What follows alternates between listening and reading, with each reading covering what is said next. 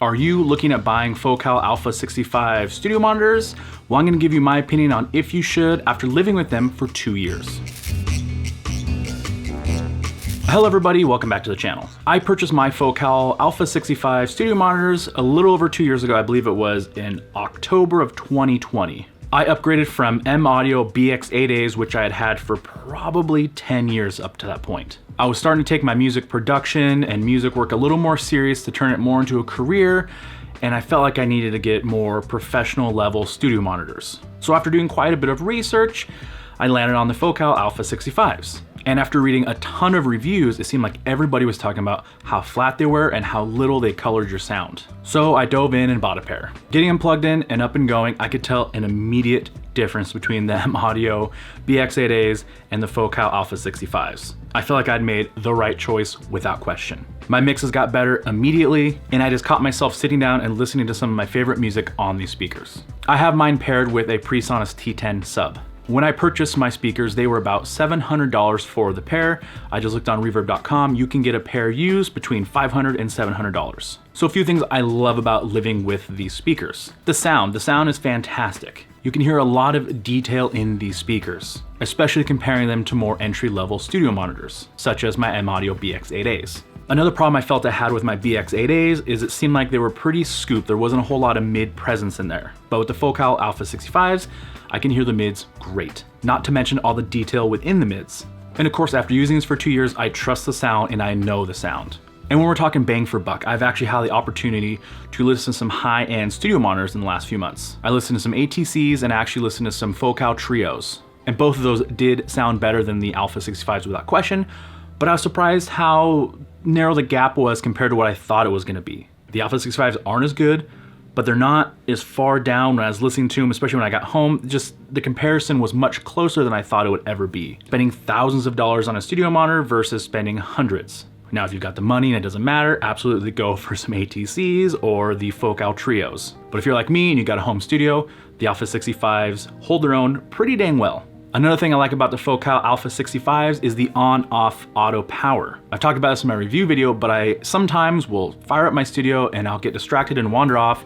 and I'm gone for hours. These speakers, if you do that, they have an auto shut off. So they actually just turn themselves off so you're not running that amp all the time. And then to kick them back on, you send a little signal to them, they kick back on and you're off and running. I love this feature, knowing that they're not on all of the time. I also catch myself wishing that these were my primary listening speakers. That's how much I really enjoy the sound. As you can see behind me, I have some Kali Audio LP6 second waves and the Focals. I usually listen to music day to day on the Kali Audio LP6s because that is on my editing rig, my video production rig.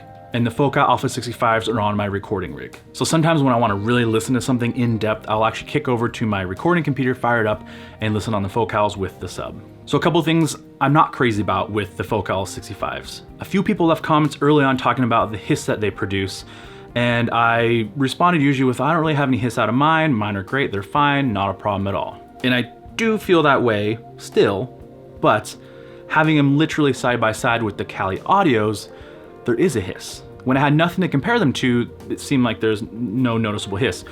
But having speaker by speaker, the Kali Audios are dead quiet. There's nothing coming out of them at all. So it took me getting a second pair of studio monitors to realize that the Focal Alpha 65 actually did have a hiss. Now it's not enough to bother me, but it is there. So that is one mark against the Focal Alpha 65s. Another downside to them is there's a newer model, the Evos. Now I've not had a chance to really sit down and listen to the Focal Evos at all, but just knowing that there's a newer model out there makes these seem just kind of outdated. And probably the last complaint I have about them is they don't look very cool.